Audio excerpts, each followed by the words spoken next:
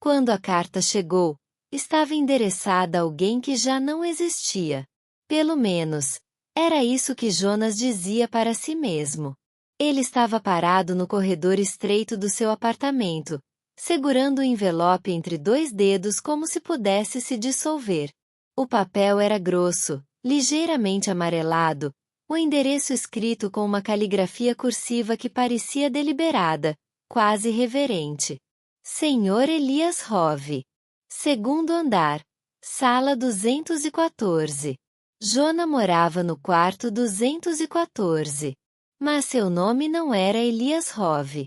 Ele morava naquele prédio havia 6 anos, tempo suficiente para que o lugar lhe parecesse menos um abrigo e mais um sedimento, camadas de hábitos impregnadas nele. O radiador batia no inverno. O assoalho do lado de fora do banheiro reclamava todas as noites, exatamente às 2 da manhã. A caixa de correio chacoalhava, houvesse correspondência ou não. Ele nunca tinha ouvido falar de Elias Hove. Jona virou o envelope. Sem remetente. Apenas um cheiro fraco, papel velho, poeira e algo mais que ele não conseguiu identificar. Algo como bibliotecas ou salas fechadas. Ele disse a si mesmo que daria o dinheiro ao proprietário. Em vez disso, ele a levou para dentro. Ele colocou a carta sobre a mesa da cozinha e seguiu com sua noite com uma normalidade exagerada. Cozinhou macarrão, salgou demais, comeu em pé. Lavou o único prato, secou e guardou, evitou olhar para a mesa. Quando ele finalmente se sentou, o quarto pareceu menor. Jona abriu o envelope com cuidado. Dentro havia uma única folha, dobrada 2 vezes. Se você está lendo isto, então suponho que não consegui partir em silêncio. A frase teve um impacto maior do que deveria. Jona continuou lendo. Eu morei neste quarto uma vez. Não sei o que aconteceu comigo depois. Só sei que fui esquecido mais rápido do que esperava. Se você for gentil, por favor, leia até o fim. O pulso de Jona batia mais forte em seus ouvidos. A carta não era longa. Falava de um homem que viverá sozinho, que lecionava literatura numa pequena faculdade noturna, que acreditava que as palavras podiam manter uma pessoa ancorada ao mundo. Mencionava a solidão sem a nomear diretamente, como fazem as pessoas cuidadosas. A última frase dizia: se você encontrar algo que me perdoe, espero que me perdoe por tê-lo deixado para trás. Jonas pousou a carta. Ele riu uma vez, baixinho, mais por nervosismo do que por humor. A ideia de piada de alguém, murmurou ele. Mas o quarto não lhe pareceu adequado. O silêncio o envolvia ainda mais, como se estivesse escutando. Naquela noite, Jona sonhou com uma sala de aula sem alunos. Fileiras de carteiras vazias. Pó de giz pairando no ar como névoa.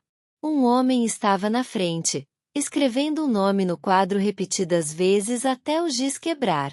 Jona acordou com a sensação de que alguém o estava chamando. Na manhã seguinte, ele encontrou um livro na soleira da porta. Era velho, com a lombada rachada e as páginas amolecidas pelo uso. Na parte interna da capa, havia um nome escrito com a mesma caligrafia cursiva. Elias Hove. Jona prendeu a respiração. Ele o pegou lentamente, como se o livro pudesse se contrair. O título era uma coletânea de ensaios sobre escritores esquecidos, aqueles cujas obras passaram despercebidas entre as épocas. Jonas levou-a para dentro e sentou-se na beira da cama. Ele já fora escritor. Ou pensava que seria. Em outra vida, antes que os prazos e as decepções o tivessem limitado, ele acreditara que as palavras também poderiam salvá-lo. Mas em algum momento, as cartas de rejeição se acumularam, o entusiasmo se dissipou e ele aprendeu a habilidade mais fácil do silêncio. Ele abriu o livro aleatoriamente. Uma frase saltou aos olhos. Ser esquecido não é o mesmo que desaparecer. Jonas fechou o livro. Durante o resto da semana, pequenas coisas foram aparecendo. Uma caneta tinteiro deixada sobre a bancada da cozinha, com a tinta ainda fresca. Um cachecol dobrado cuidadosamente sobre a cadeira perto da janela. Anotações à margem de livros que Jonah não se lembrava de ter comprado, escritas com uma caligrafia pensativa e precisa. A cada vez, Jonas dizia a si mesmo que havia uma explicação racional. Estresse. Falhas de memória. A mente preenchendo lacunas. Mas o apartamento parecia compartilhado agora. Sem aglomeração. Apenas pessoas acompanhadas.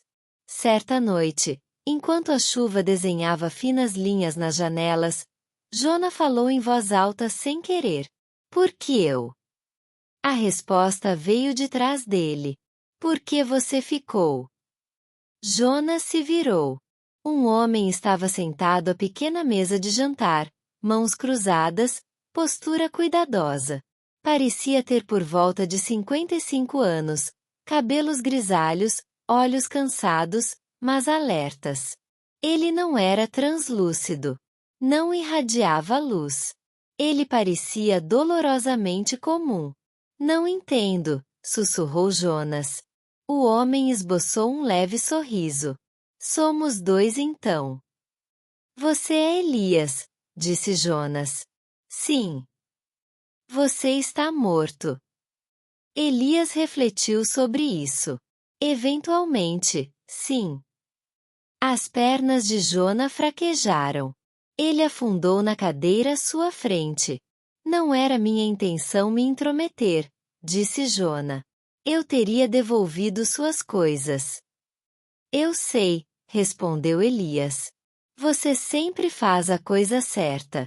Mesmo quando ninguém percebe. Isso doeu. Elias olhou em volta do apartamento. Eles não me avisaram que alguém novo tinha se mudado para cá. Acho que é assim que funciona. O que você quer? Perguntou Jonas. Para terminar, disse Elias simplesmente. Saí sem me encerrar completamente. Pensei que poderia desaparecer silenciosamente. Em vez disso, permaneci por ali. Jonah engoliu em seco. Por que você não pode ir embora agora? Porque ninguém se lembrava de mim, disse Elias. Não de verdade. A memória é uma porta. Ela precisa ser aberta dos dois lados. Um silêncio se instalou entre eles. Jonah refletiu sobre sua própria vida, os e-mails sem resposta, os aniversários esquecidos, as semanas que se passavam sem que ninguém perguntasse em que ele estava trabalhando. O que acontece se eu me lembrar de você? Perguntou Jonas. Elias encontrou seu olhar. Então eu posso ir. E você? Ele hesitou. Você pode ficar. As noites que se seguiram foram tranquilas, mas cheias de atividades. Eles conversaram. Elias falou sobre ensinar alunos que chegavam cansados dos turnos na fábrica, sobre ver seus rostos se iluminarem quando um verso de poesia os tocava profundamente. Ele falou sobre amar uma mulher que se mudou porque queria ter filhos e ele queria segurança. Jonah também falou, hesitante a princípio, sobre o romance que nunca terminou, sobre o medo de tentar novamente, sobre como a solidão se tornará familiar o suficiente para lhe dar uma sensação de segurança. Você confunde segurança com sobrevivência, disse Elias suavemente. Certa noite, Jonas fez a pergunta que vinha evitando. Você está com medo? Elias assentiu com a cabeça. Não de partir. De ser apagado. Jonas compreendia esse medo intimamente. Na última noite, o apartamento parecia diferente. Mais leve. Como se as próprias paredes estivessem ouvindo. Acho que é isso, disse Elias. O que eu faço? Perguntou Jonas. Diga meu nome, respondeu Elias. Lembre-se de mim. Jonas respirou fundo. Elias Hove, disse ele em voz alta. Você foi importante. Elias fechou os olhos. O alívio suavizou-se em seu rosto. Obrigado, disse ele. A cadeira em frente a Jona ficou subitamente vazia. O apartamento estava silencioso novamente, mas não vazio.